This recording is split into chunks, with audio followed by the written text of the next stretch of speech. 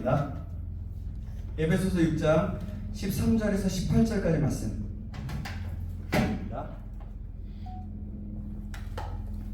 에베소서 6장 13절에서 18절까지 말씀입니다.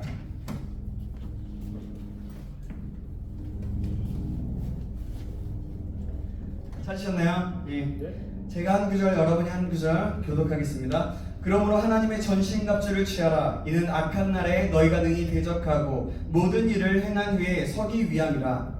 그런즉 서서 진리로 너희 허리를 띠고 의의 홍신벽을 붙이고 평안의 복음이 준비한 것으로 신을 신고 모든 것 위에 믿음의 방패를 가지고 이로써 능히 악한 자의 모든 불화살을 소멸하고 구원의 투구와 성령의 검 곧 하나님의 말씀을 가지라.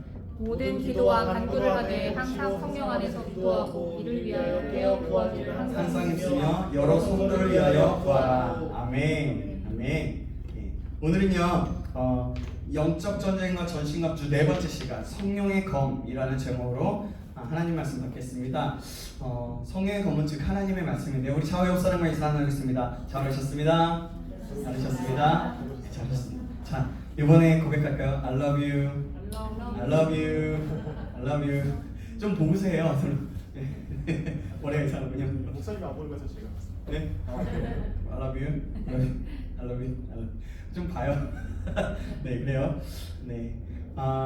정말 주님의 이름으로 사랑하고 정말 축복합니다. 우리는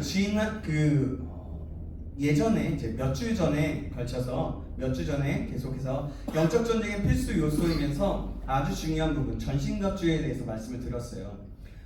여러분 영적 전쟁에서 가장 중요한 것이 무엇이라고 했어요?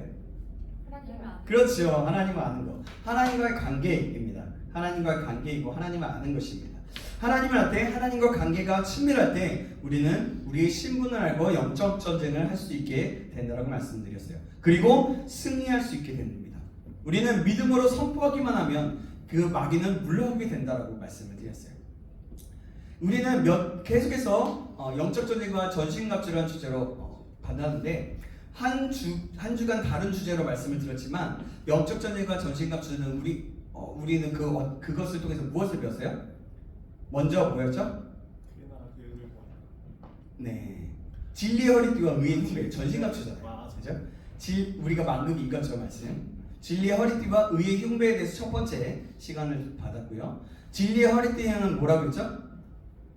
하나님의 말씀과 진리의 허리띠를 매야 된다고 그랬죠. 되게 비슷한 내용이기도 하지만 그리고 하나님의 말씀과 하나님의 의, 곧 마음 중심에 진실함과 정직성이 있어야 한다라고 말씀드렸어요. 그리고 의의 흉배에서는 가장 중요하게 했던 것이 무엇인지 혹시 기억하십니까? 하나됨. 오, 기억하시네요. 좋습니다.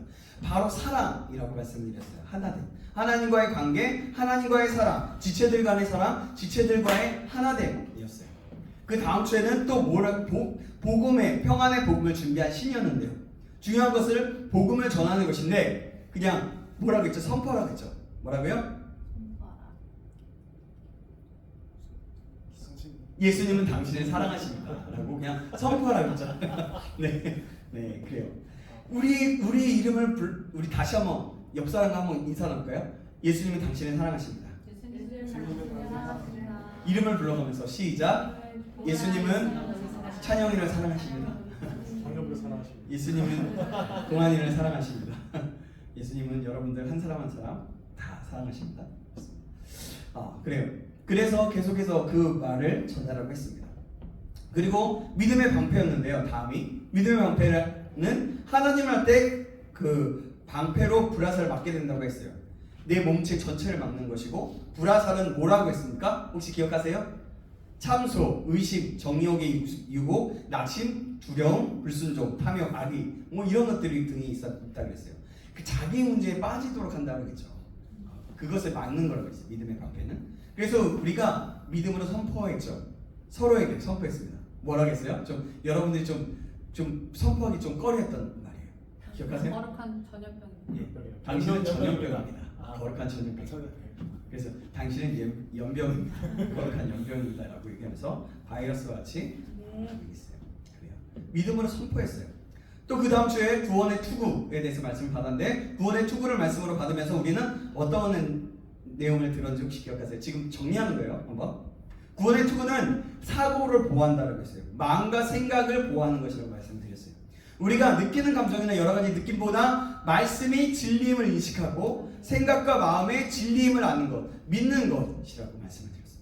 우리는 구원받은 하나님의 자녀라는 확신, 그리고 구원받은 자녀에게 이미 주신 약속들이 우리의 머리에서 떠나지 말아야 한다는 그 말씀을 드렸어요. 그러면서 구원의 소망의 투구를 쓰자라고 했습니다. 데살로니가전서 5장 8절에 이렇게 말씀했어요. 우리는 낮에 속하였으니 정신을 차리고 믿음과 사랑의 호심경을 붙이고 구원의 소망의 투구를 쓰자 라고 했습니다. 그래서 하나님께 구원의 소망이 있음을 알고 나아갔던 사람, 그 요셉에 대해서 말씀을 드리면서 끝까지 소망을 잃지 말자라고 했습니다. 꿈을 꾸고 나갔고 하나님 앞에 나아갔던, 그래서 소망을 잃지 않았던, 그래서 결국 이스라엘 전체를 그러니까 아버지와 그 자기 가족들, 더욱더 나가서 이스라엘 전체들을 구원케 하는 도구로 사용되게 되었죠. 하나님께 소망을 주는 사람이 바로 구원의 투구를 쓰는 사람임을 말씀드렸어요. 자, 이제 여러분 그때를 기억하며 다시 말씀드립니다. 구원의 소망에 투구를 쓰십시오. 아멘. 그리고 그 소망으로 우리의 사고의 세계를 덮으시기 바랍니다. 그 소망으로 우리의 마음을 덮으시기 바랍니다. 요셉을 기억하시고 하나님의 소망임을 잊지 않는 저와 여러분들에게 간절히 소망합니다. 아멘. 이제 우리 모두가 하나님의 소망을 잊지 않았으면 좋겠어요. 자, 오늘은 바로 성령의 검입니다. 성령의 검은 즉 하나님의 말씀이다 라고 했어요. 자, 오늘 본문 에베소서 6장 17절 말씀 우리 한번 같이 다시 한번 볼까요? 에베소서 6장 17절 말씀입니다. 시작. 구원의 투구와 소망 성령의 검 곧 하나님의 말씀을 가지라. 아멘. 로마 군대가 가장 최강의 군대였던 것이 뭐냐면 방패 말고도 검이 있었어요. 검이. 로마의 군대의 검은 양쪽에 날이 있었어요. 양쪽에 날이 있었대요. 그래서 예전에는 양쪽의 날이 아니라 한쪽에만 날이 있었거든요. 근데 양날을 이렇게 양쪽 검에서 양쪽의 날을 갈아서 했던 거예요. 양쪽 날이 날카롭게 되어서 좌우에 날이 서 있었던 거죠. 그래서 남들은 한 번 내리칠 때 로마 군대는 내리치고 다시 올릴 수 있었어요. 올려칠 수 있었어요. 이렇게 검은 공격하기도 하고 검으로 수비할 수 있는 전천후 무기였던 겁니다. 이것과 동일한 역할을 하는 것이 바로 하나님의 말씀이다라고 하는 겁니다.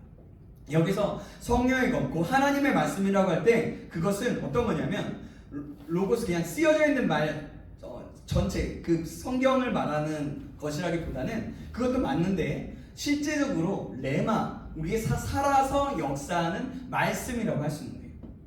레마는 살아서 직접 경험되어지는 말씀을 뜻합니다. 쓰여져 있는 말씀이 아니라 그건 로고스라고 말하고, 레마는 나의 삶 가운데 그 쓰여져 있는 말씀이 나타내주고 살아서 역사하고 있는 거예요. 그게 바로 레마라는 거예요. 살아서 나에게 다가오는, 그래서 그렇게 한다는 것이죠. 그래서 우리가 성령의 검을 그래서 유효적절하게 사용하게 되기 전에 우리는 먼저 우리의 마음속에 성경의 말씀으로 가득 채워야 돼요. 우리는 그것을 사용해서 유혹을 물리칠 수 있어요. 예수님이 유대 광야에서 마귀를 물리칠 때 성경 말씀으로 물리쳤던 것처럼 말이죠. 그렇게 복음을 전하게도 하셨어요. 그래요. 그래서 우리는 말씀으로 우리의 내면을 다 채워야 됩니다. 말씀. 자, 그러면 히브리서 4장 12절 말씀인데요. 한번 찾아볼까요? 말씀의 능력이 나옵니다. 히브리서 4장 12절 말씀. 자, 찾으셨나요? 히브리서 4장 12절. 시작. 하나님의 말씀은 살아있고 활력이 있어 좌우의 날선 어떤 검보다도 예리하여 혼과 영과 및 관절과 골수를 찔러 쪼개기까지 하며 또 마음의 생각과 뜻을 판단하나니. 아멘. 판단한다. 하나님의 말씀은 살아있어요. 활력이 있습니다.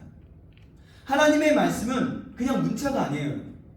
이 말씀대로 살아서 이 말씀이 실제적으로 살아서 활력이 있다라는 거예요. 이 말씀은 혼과 영과 관절과 골수를 찔러 쪼개기까지 한다라고 말씀하고 있습니다.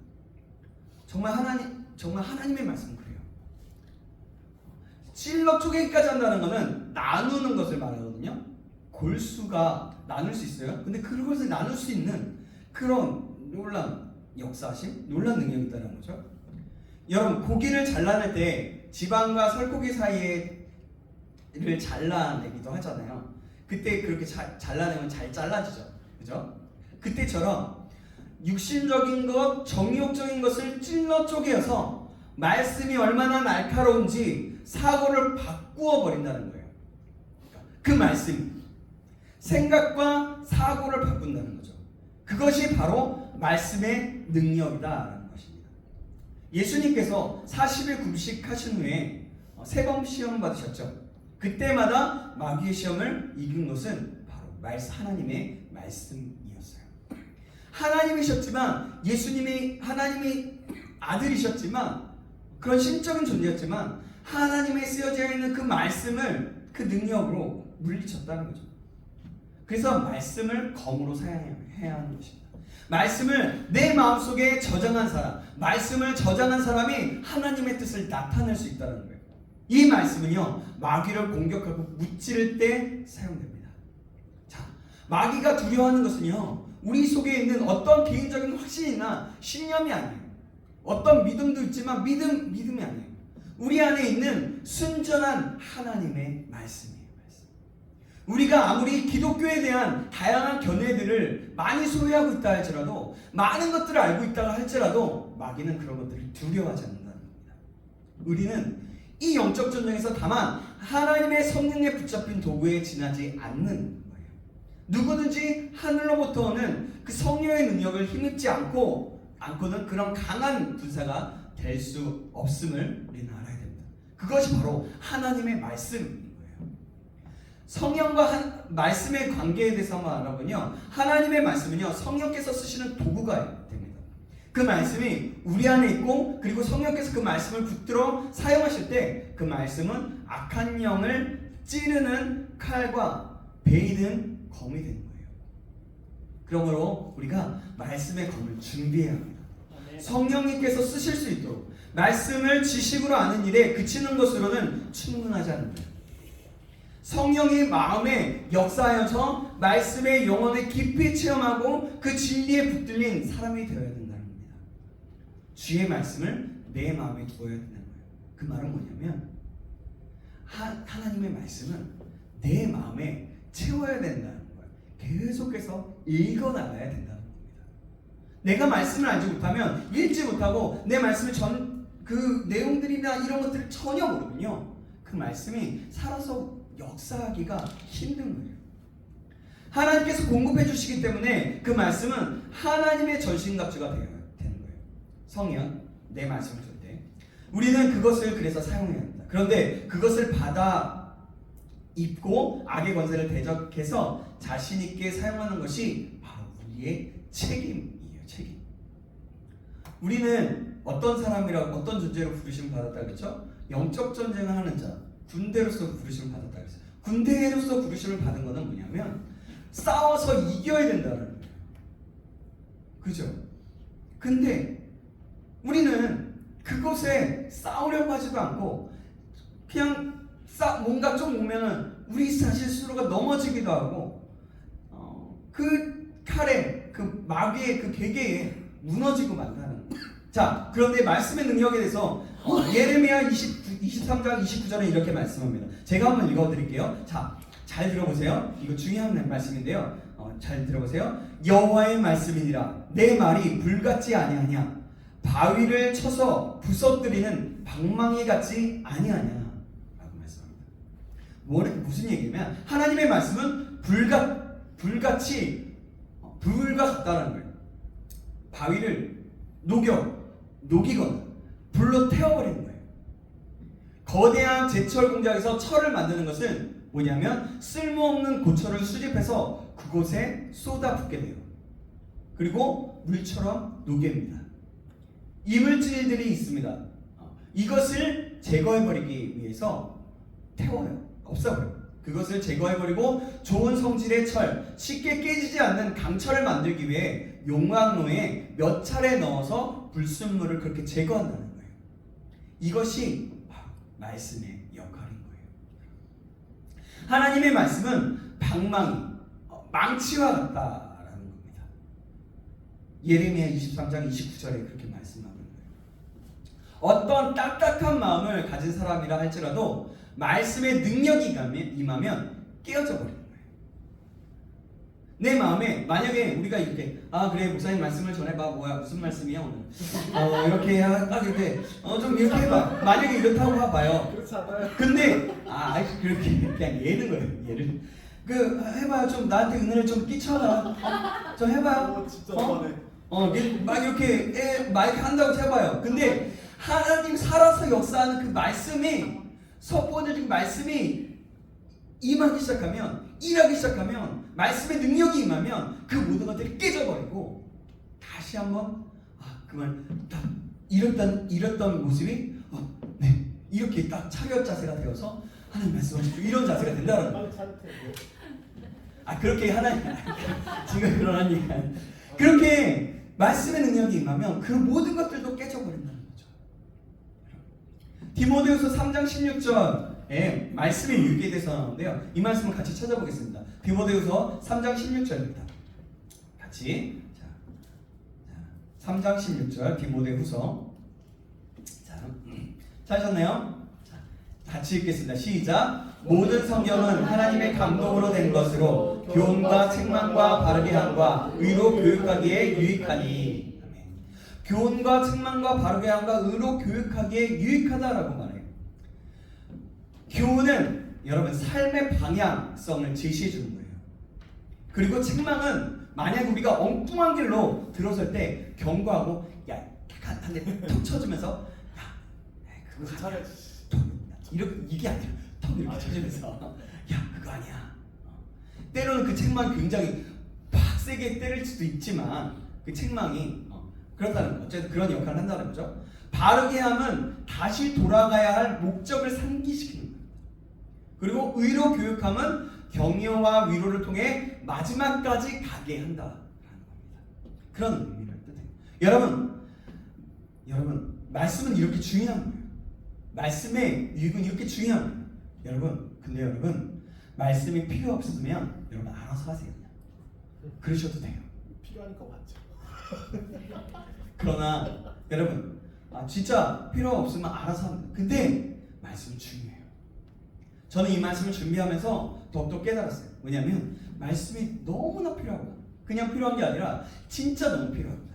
나의 인생에 검처럼 또는 불처럼 녹이며 연단시켜서 정결하게 하는 도구이구나 하면서 그렇기 때문에 이제 이것이 저희 그냥 내 마음속에 계속해서 사무치는 거예요. 그래서 정말 그렇게 말씀을 읽는 것 내가 기억했던 거 회개합니다 주님. 또 다시 말씀을 읽겠습니다 라고 결정하게 됐던 것 같아요. 여러분 이것은요 저에게만 그런 것이 아닙니다. 우리 모두에게도 그런 거예요. 그리고 위로 교육함 격려와 위로를 통해 마지막까지 가게 한다라고 했죠. 여러분 교회가요 세상에 영향을 주려면요 당연히 말씀 속에 나아가는 것이 정상인 거예요. 주님께서 우리의 삶에 역사할 수밖에 없습니다. 말씀이 우리 가운데 있습니다. 자, 신명기 6장 1절에서 9절 말씀. 이 말씀은 좀 길지만 우리 같이 찾아보겠습니다. 신명기 6장 1절에서 9절 말씀입니다. 제가 한 구절, 여러분이 한 구절 교독하고 9절은 같이 읽겠습니다. 자, 신명기 6장입니다. 자, 찾으셨죠? 제가 읽겠습니다. 이제 곧 너희의 하나님 여호와께서 너희에게 가르치라고 명하신 명령과 규례와 법도를 너희가 건너가서 차지할 땅에서 행할 것이니 곧 너와 네 아들과 아들과 내 내 손자들이 손자들이 평생에 평생에 내 하나님 여호와를 경외하며 내가 너희에게 명한 그 모든 규례와 명령을 지키게 하기 위한 것이며 또 내 나라를 장구하게 하기 위한 것이라. 이스라엘아 듣고 삼가 그것을 행하라. 그리하면 내가 복을 받고 내 조상들의 하나님 여호와께서 내게 허락하신 같이 젖과 꿀이 흐르는 땅에서 내가 크게 번성하리라. 이스라엘아 들으라. 우리 하나님 여호와는 오직 유일한 여호와시니 너는 마음을 다하고 뜻을 다하고 힘을 다하여 내 하나님 여호와를 사랑하라. 오늘 내가 내게 명하는 명하는 이 이 말씀을 너희 마음에 마음에 새기고 새기고 내 자녀에게 부지런히 가르치며 집에 앉았을 때든지 길을 갈 때든지 누워 있을 때든지 일어날 때든지 이 말씀을 강론할 것이며 너는 또 그것을 내 손목에 매어 표를 삼으며 내 미간에 붙여 표를 삼고 읽겠습니다. 또 내 집 문설주와 바깥문에 기록할지니라. 아멘. 여러분 여기서 말씀하고 있는 것은 양보가 없다는 겁니다. 여러분 말씀을 계속해서 삼고 미간에 붙이기도 하고 벽에 집 문설주에 바깥에 기록하고 다 쓰라고 얘기해요. 이대로 살던지 이대로 살지 않든지 분명한 태도를 요구하는 거예요.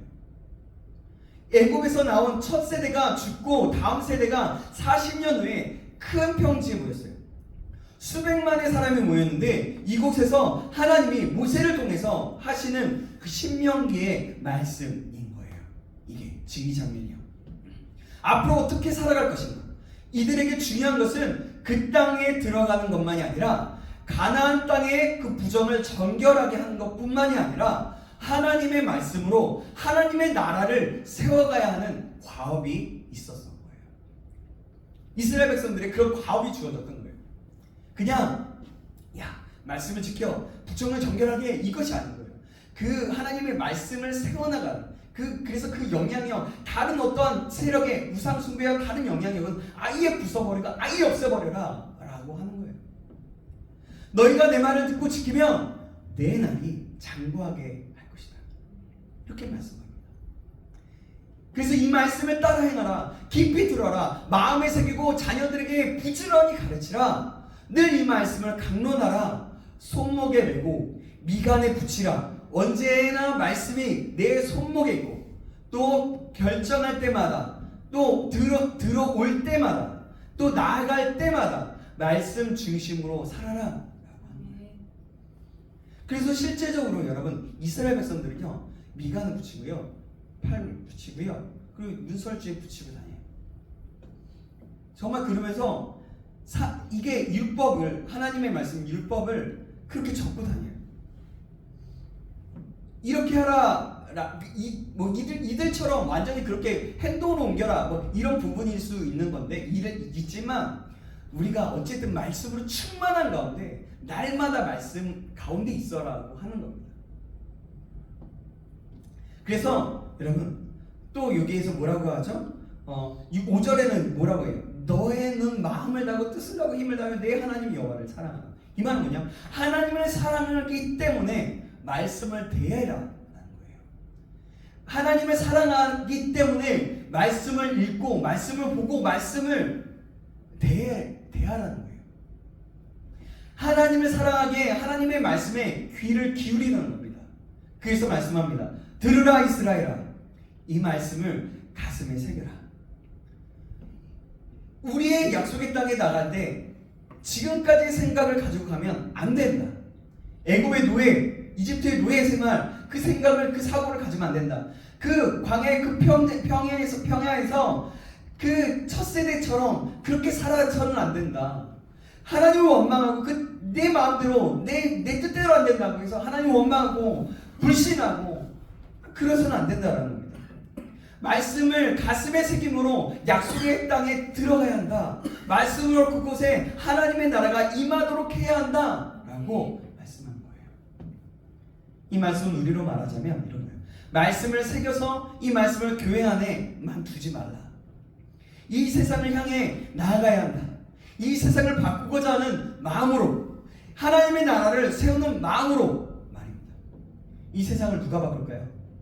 바로 나입니다.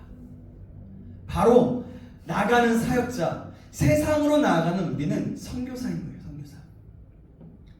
바로 우리가 그 선교사입니다. 목회자들은 하나님의 뜻과 말씀으로 이 세상을 나아갈 수 있는 그 목적을 제시하고 꿈을 제시하고 그 방향성을 제시하고 그를 위해서 기도하는 거예요. 그리고 목회자가 직접 나가기도 하지만 이 세상으로 나아가는 우리 여러분들에게 크리스천들에게 나아갈 목적과 꿈과 소명을 주는 거예요. 그리고 목회자들은 이 시대와 세대를 어떻게 주님의 나라로 바꿀까를 고민하고 하나님의 뜻을 알고 행해야 하는 거죠. 이것이 함께 합력해서 하나님의 나라를 세우는 거예요. 목회자는 여러분들 크리스천들 여러분들을 세상에 보내도록 세상의 힘을 말씀의 힘을 가지고 이 세상을 정복할 수 있도록 이 세상에서 이겨나갈 수 있도록 그 소망과 힘을 제시해주고 그 꿈을 제시해주고 나아가야 한다는 거죠. 그리고 가만히 있는 것이 아니라 직접 나아가기도 하면서 이것을 모든 성도들에게 나누고 다음 세대에게 나누며 하나님의 말씀을 가르쳐라 라고 말씀하고 있는 게 신명의 말씀. 그래서 주의 나라를 세우기 위해서 하나님의 말씀을 붙들고 우리가 그 안에서 살고 다음 세대들에게 가르쳐야 합니다. 우리가 다음 세대이기도 하죠. 그렇다면 우리는 어떤 우리가 다음 세대라면 우리는 어떻게 해야 되겠어요? 말씀대로 살아가고 또 믿지 않는 다음 세대 또 그 복음을 듣지 못했던 그 다음 세대들 그리고 내 후배들 내 친구들 또 내 또래만이 아니라 내 나이의 위의 또래도 괜찮죠. 믿지 않는 사람들이라면 그것이 다음 세대라고 말할 수 있는 거예요. 그래서 다음 세대에게 가르쳐야 합니다. 우리의 그래서 모든 승부처는 말씀에 있는 거예요. 말씀. 우리는 이 말씀대로 살든지 살지 않든지 결정해야 하는 겁니다. 말씀대로 살아가면 너희가 번성할 것이며 장구할 것이다 라고 말씀하고 있어요. 그래서 어떤 목사님께서 이렇게 말씀하셨어요. 그냥 말씀을 가르치려 들지 말고 하나님의 말씀을 읽도록 해라. 다른 건 타지 말고 계속 읽혀라. 같이 읽어라 라고 말씀하시더라고요. 하나님의 말씀을 때에 직접 하나님의 말씀이 직접 그 때때마다 역사하시더라고요. 모두가 주 앞에 나아갈 수 있도록 계속 익혀야 한다고 말씀하셨어요. 정말 맞는 말인 것 같아요. 여러분 말씀을 읽으시기 바랍니다. 아멘. 이 세상에서 선교사로 나가고 이 세상에서 정복하기 위해서는요, 내가 말씀을 갖지 않으면 이 세상을 정복하기가 힘든 거예요. 믿음이 있더라고 하더라도 그건 어떻게 보면 방어적인 거예요. 방어적인. 근데 말씀이 내 안에 있다라면 그 66권의 그 하나님의 말씀이 내 안에 계속해서 풍성하게 넘쳐흐른다면 그것은 뭐냐면 내 안에 무기가 되는 거예요. 하나님의 무기가 되는 거죠. 그래서 이 세상을 하나님의 나라로 세워갈 수 있게 되는 것입니다. 여러분 성경이 말하는 게 그렇다는 거예요. 우리가 함께 말씀을 읽어나가기로 결정해 봅시다. 그냥 읽어보는 거예요. 시간 날 때마다 시간이 없다라고 하는 게 아니라 시간 날 때마다 한 번씩 읽는 거예요. 계속해서. 나중에 기회가 된다면 어떤 방법으로라도 말씀을 같이 또 며칠이거나 또 몇 주일이라도 해서 말씀을 읽어나가는 시간을 우리가 직접 해보아도 좋을 것 같습니다. 아니면 말씀 읽는 수련회를 갖든지 아니면 1박 2일로 어디서 사복음서를 읽든지 아니면 일주일이나 3박 4일간 신약 성경을 같이 다 읽는 거 이런 것들도 해봐도 좋을 것 같습니다. 그래서 말씀을 그렇게 읽어나가면 우리를 계속해서 채워나갑니다. 더 많은 방법들은 나중에 더 이야기하도록 하고요. 사랑하는 여러분, 하나님의 말씀은 불, 칼, 방망이 같은 것입니다. 그래서 그 말씀의 능력이 바로 그런 그 능력, 그 무기와 같은 것이라는 거죠. 거기서 교회가 살아난다는 겁니다. 출발점이 결국엔 모든 것이 말씀이다라는 겁니다. 자, 여호수아서 1장 9절, 1절에서 9절 말씀 우리 한번 찾아보겠습니다. 자, 우리 이렇게 여호수아서 1장 1절에서 9절 말씀입니다. 자, 그래요? 많이 왔습니다. 여호수아서 1장 1절에서 9절. 자, 제가 한 구절 여러분이 한 구절 9절을 같이 읽겠습니다. 여호와의 종 모세가 죽은 후에 여호와께서 모세의 수종자 눈의 아들 여호수아에게 말씀하여 이르시되 내 종 모세가 죽었으니 이제 너는 이 모든 백성과 더불어 일어나 이 요단을 건너 내가 그들 곧 이스라엘 자손에게 주는 땅으로 가라. 내가 모세에게 말한 것과 같이 너희 발바닥으로 밟는 곳은 모두 내가 너희에게 주었노니 곧 광야와 이 레바논에서부터 큰강 곧 유브라데 강까지 해쪽 속의 온 땅과 또 해지는 쪽 대해까지 너희의 영토가 되리라.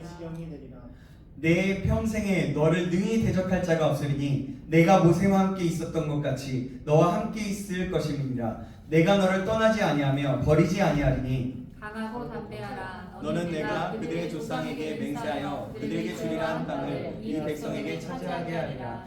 오직 강하고 극히 담대하여 나의 종 모세가 내게 명령한 그 율법을 다 지켜 행하고 우로나 좌우로나 치우치지 말라. 그리하면 어디로 가든지 형통하리니 이 율법책을 내 입에서 떠나지 말게 하며 주야로 그것을 묵상하여 그 안에 기록된 대로 다 지켜 행하라. 그리하면 내 길이 형통하게 될 것이며 내가 형통하리라. 함께 읽겠습니다. 내가 내게 명령한 것이 아니냐. 강하고 담대하라. 두려워하지 말며 놀라지 말라. 내가 어디로 가든지 내 하나님 여호와가 너와 함께하느니라 하시니라. 아멘.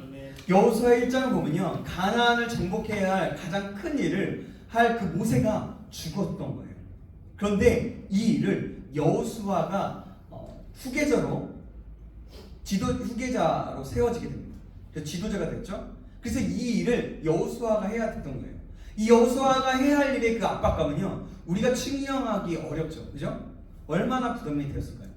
모세는요, 정말 이스라엘 백성들이 최고의 지도자라고 말하는 지도자예요.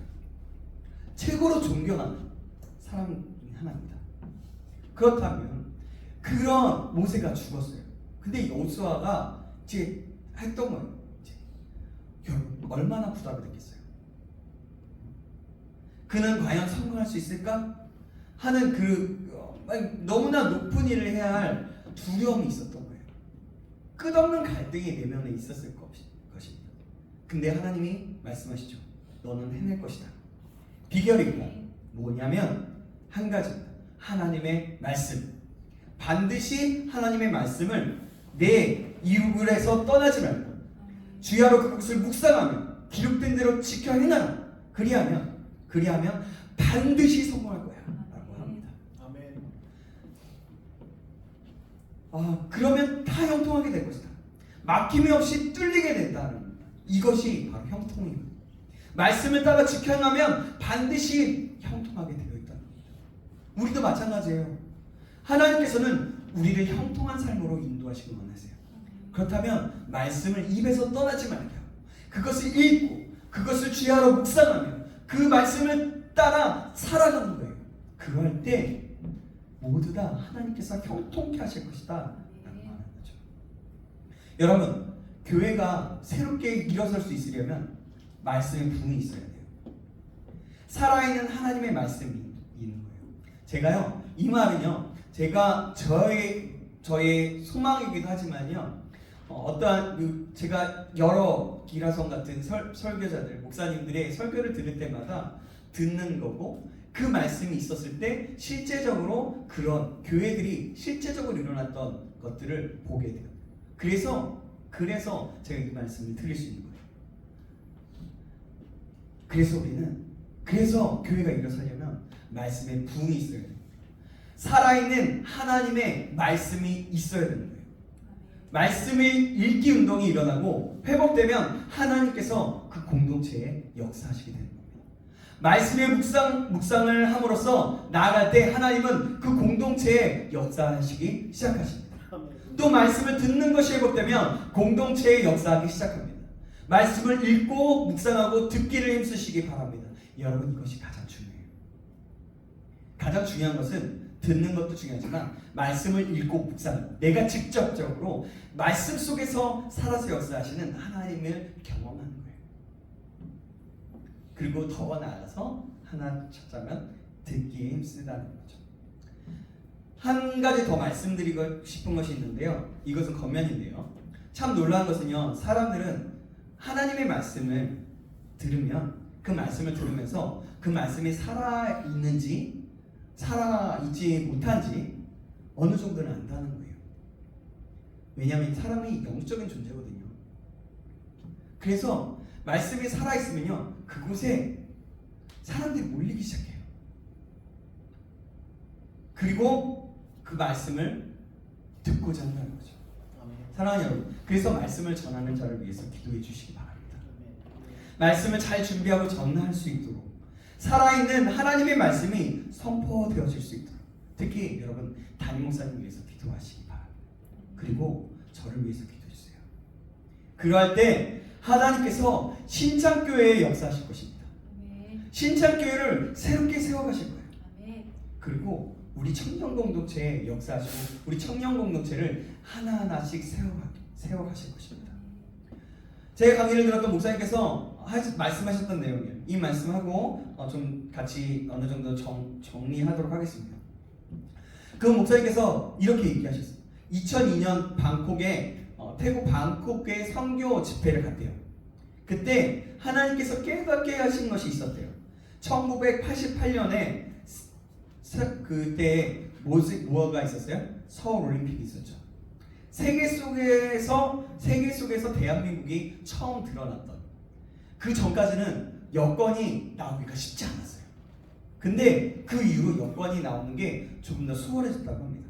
자, 1988년 전에는 한국이라는 나라는 이름 없는 나라였지만 세계 속에 코리아가 됐다고 하셨어요. 그리고 2002년은 세계 안에 코리아가 되었다고 했어요.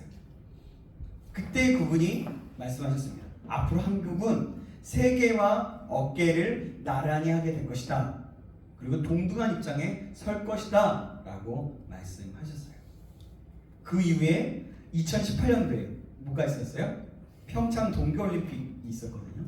그때 세계를 섬기는 나라가 될 것이다 라고 하면서 마치 그냥 예언처럼 하나님이 주셨던 마음이었다는 거예요. 그러면서 나누면서 하나님께서 주신 마음을 나눴어요. 근데 여러분 지금 생각해 보십시오. 우리나라가 어떻습니까? 우리 한국이 어딜 가나 선한 영향력이 있어요. 세상적인 것으로 볼 때는 K-pop 있죠.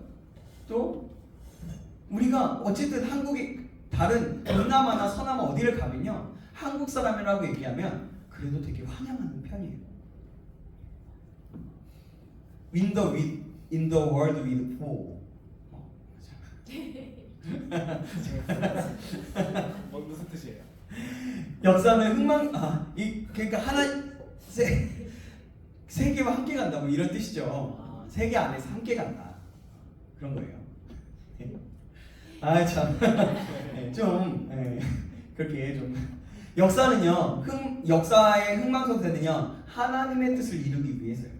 하나님은 이 땅에 경제를 세우고 문화를 세우는 거 세우기 먹는데 그것은 전 세계를 섬기는 나라가 되기 위해서였었던 거예요. 그것을 사용하신다고 합니다. 그래서 사랑하는 여러분, 우리는 그래서 가장 먼저 이뤄야 될 것이 있어요.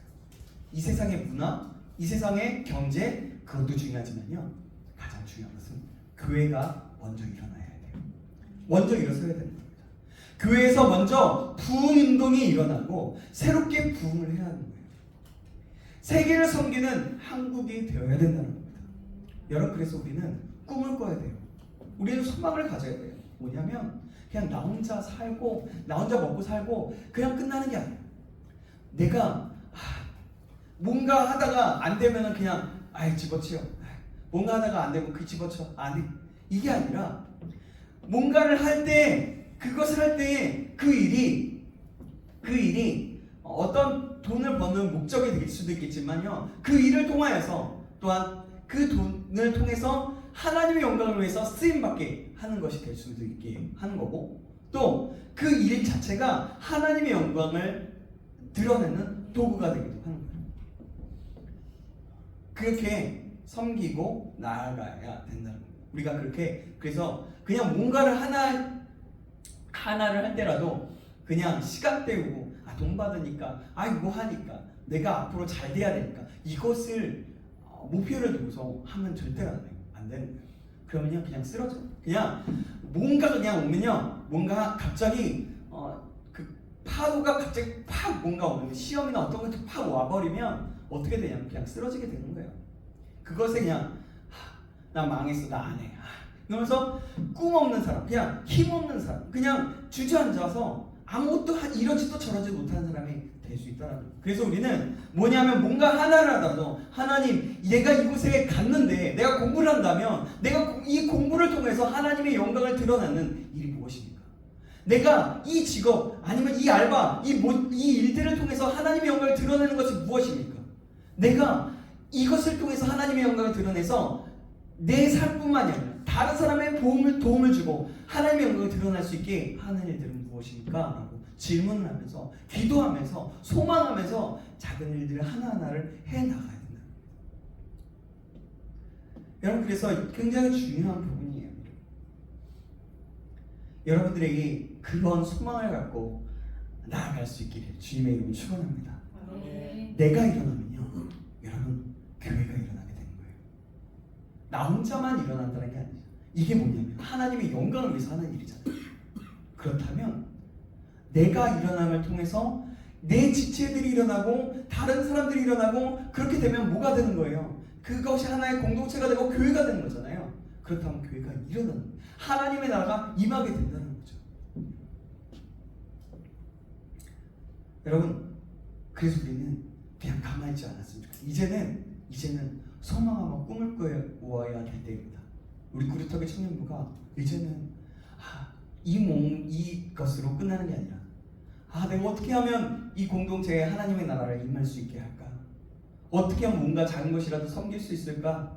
어떻게 하면 이 몸속에서 또 이 신창교회에 선한 영향을 끼쳐서 하나님의 영광을 드러내며 교회의 부흥의 발돋움이 되는 그런 사람이 될까? 아니면 내가 그 부흥의 그 한 자리에 내가 있으면 정말 영광 아니겠어요? 여러분, 그렇지 않겠어요? 저는 꿈을 꿉니다. 그래서 우리 구루터기 청년부가 우리 신창교회의 부흥을, 새 부흥을 일으키는 그런 역할을 감당하는, 그 부흥의 역할을 감당하는 곳에 한가운데 있는 그런 몸이 되기를 간절히 소망합니다. 전 그래서 그렇게 꿈을 꾸고 있어요. 그렇게 기도하고 있어요.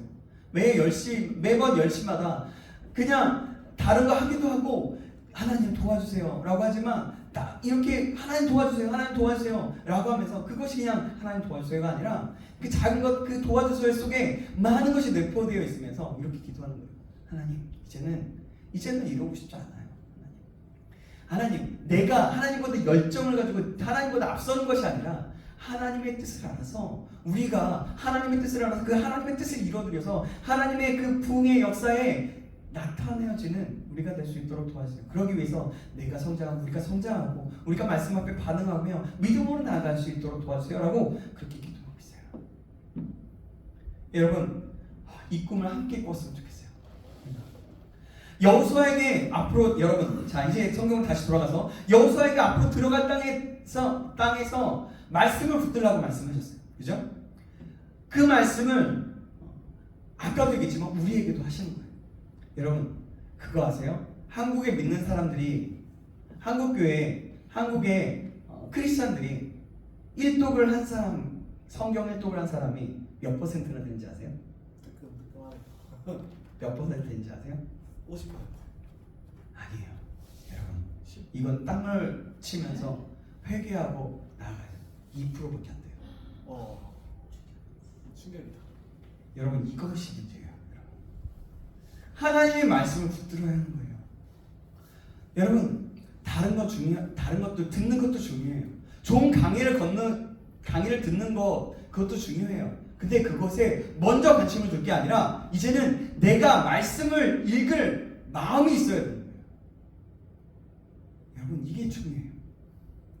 오늘 말씀을 드렸다면 여러분 말씀을 한 절이라도, 하루에 몇 절이라도 읽어가시기 바랍니다. 하루에 한 장이라도 읽어가세요. 아니면 여러분 큐티책 읽어가면서, 큐티책 드렸잖아요. 큐티책 읽어가면서 그 말씀이라도 한 번이라도 그 큐티하면서 묵상하면서 읽어가세요. 그것부터 시작하시고 더 나아가서 신간이 더 주어진다면 그냥 사복음서부터 시작해서 신약을 한번 먼저 읽어보는 거예요. 그리고 나서 구약을 읽어보는 거죠. 그렇게 가는 거예요. 여러분, 하나님은요 교회에 책임을 맡기셨어요. 이 일을 할 수 있도록 교회는 순종해야 되는 거예요. 우리 공동체는 순종해야 되는 거예요. 여러분, 그래서 우리가 이것에 순종함으로 말씀을 읽어나가기를 다시 한번 주님의 이름으로 축원합니다. 그리고 우리 신창교회를 위해서 기도하십시오. 우리 구루터기 청년부를 위해서 계속해서 기도하십시오. 가정을 위해서 기도하십시오. 기도하는 영역 속에서 하나님께서 역사하실 것이고 그 사역과 그 역할을 감당하게 하실 것입니다. 그런 꿈을 꾸시기 바랍니다. 하나님께서 일하실 거예요. 그렇다면 하나님께서 성경 읽기 운동을 일으키고 성경을 읽기 시작하는 공동체가 되게 할 거예요. 하나님, 제가 말씀을 읽을 수 있도록 도와주세요. 하나님, 우리 공동체가 말씀을 읽을 수 있도록 도와주세요 라고 하는 거죠. 여러분, 우리가 그런 사역에 동참할 수 있게 되기를 주님의 이름으로 축원합니다. 아멘. 여러분, 성령의 이름은 뭐라고 있어요? 하나님의 말씀이라고 있어요. 하나님의 말씀은 살아서 역사하는 운동력 있는 능력이에요. 그렇다면 우리는 말씀을 읽어나가야 됩니다. 말씀을 그냥 듣고 그냥 한 귀로 듣고 한 귀로 흘려보는 거 아니라 말씀 그냥 읽다가 그냥 대충 무슨 내용이네? 이러다 마는 게 아니라 말씀을 또 읽는 거예요. 몰라도 그냥 읽는 거예요. 계속 읽는 거예요. 그러다 보면 그 말씀 속에서 살아서 역사하는 하나님의 그 은혜, 하나님의 그 나타내심이 우리 가운데 있을 거예요. 여러분들에게 깨닫게 하시는 하나님의 마음이 저와 여러분들에게 느껴질 것입니다. 이 사실을 기억할 수 있게 되기를 간절히 소망합니다. 아멘. 우리 이 시간에 기도합시다. 찬양하지 않고 기도할게요. 네, 전 주시고요. 건반만 해주셔도 돼요. 건반만 해주셔도 될 것 같아요. 우리 이 시간에 함께 기도했으면 좋겠습니다. 하나님, 이제는 우리 전신갑주 성령의 말씀, 하나님의 말씀에 대한 우리 설교를 들었는데, 하나님, 이제는 우리가 다시 한번 전신갑주를 입게 해주셔서 주님의 놀라운 역사 가운데 우리가 사용될 수 있도록 인도하여 주옵소서. 그러기 위해서 내가 충만한 자, 내가 준비된 자가 될 수 있도록 도와주시옵소서. 성령의 검인 말씀에 충만한 자 될 수 있도록 인도하여 주옵소서. 말씀의 중요성을 더욱더 깊이 알아갈 수 있도록 인도하여 주옵소서라고 우리 같이 기도했으면 좋겠습니다. 하나는 그거고요. 두 번째로 기도할 때, 여러분, 말씀의 중요성을 알려면 어떻게 해야 될까요? 말씀을 읽어나가야 되는 거예요. 말씀을 묵상해야 되는 겁니다. 말씀의 능력을 체험해야 하는 거예요. 그렇다면 읽기로 결정하십시오. 묵상하기로 결정하십시다. 이 시간 다시 한번 기도할 때, 하나님, 말씀의 부흥을 일으키는 자, 말씀을 읽기를 소망하는 자, 말씀 앞에 반응하여서 말씀의 놀라운 부흥을 일으키는 자 될 수 있도록 도와주셔서 내가 말씀을 읽기로 결정합니다. 말씀을 묵상하기로 결정합니다. 그래야 말씀이 나의 삶 가운데 충만히 넘치는 자 될 수 있도록 인도하여 주셨사라고. 그래서 이 세상에 성령의 검인 말씀으로 승리하는 자 될 수 있도록 인도하여 주셨사라고. 우리 다 같이 주여 한번 외치고 기도하시겠습니다. 주여, 살아계신 하나님 아버지 감사합니다. 하나님, 우리가 전신갑주를 입는 자 될 수 있도록 도와주시옵소서. 하나님, 놀라운 사회 역사 가운데 우리를 사용하여 주시길 간절히 소망합니다. 성령의 검인 말씀에 충만한 자 될 수 있도록 도와주옵소서. 말씀의 부흥을 일으키는 자, 말씀을 읽기를 소망하는 자, 말씀 앞에 믿음으로 반응하는 자, 말씀의 놀라운 부흥을 일으키는 자 될 수 있도록 도와주옵소서. 그래서 말씀을 읽기로 결단합니다. 아버지, 말씀을 매 순간 아버지 시간이 나면 날수록 아버지 말씀을 읽기로 결정합니다. 하루에 한 장이라도 읽기로 결정합니다. 말씀을 묵상하기로 결정합니다. 하나님, 우리가 큐티하기로 결정합니다. 아버지, 그래서 아버지 말씀이 나의 삶 가운데 남쳐날 수 있도록 다시 한번 붙잡아 주시옵소서. 역사하시기 간절히 소망하니 우리를 붙잡아 주시기 간절히 소망합니다. 우리 가운데 인도하여 주셔서 역사하시기 간절히 소망합니다. 하나님, 역사하시기 간절히 소망합니다. 여러분, 이 시간에 다시 한번 기도할게요. 여러분들 얼마만큼 소망이 있는지 모르겠습니다. 여러분들 안에 소망이 있어야 그 하나님의 말씀을 향한 소망과 하나님을 향한 사랑, 그 말씀에 대한 간절함이 있어야 여러분 말씀을 읽어나갈 수 있고 말씀의 능력을 체험할 수 있는 거예요. 그렇다면 여러분, 내가 그냥 있으면 안 될 것 같아요. 좀 여러분 입을 벌리고 여러분들의 마음을 좀 깨뜨리고 다시 한번 드리면서 하나님께 기도했으면 좋겠어요. 하나님, 내가 하나님을 향한 사랑, 하나님의 말씀을 향한 소망, 하나님의 말씀을 사랑하는 자 될 수 있도록 인도하여 주옵소서. 하나님의 말씀을 읽어나갈 수 있는 그 읽어나가기로 결정하며 소망하여서 말씀이 내 삶 가운데 흥하여지는 그 일들을 볼 수 있도록 나를 붙잡아 주셔서라고 우리가 좀 간절한 소망을 드리면서 우리가 좀 마음을 깨뜨리면서 좀 입을 벌려서 우리 다시 한번 기도하겠습니다. 우리 다시 한번 주여 한번 치고 기도하시겠습니다.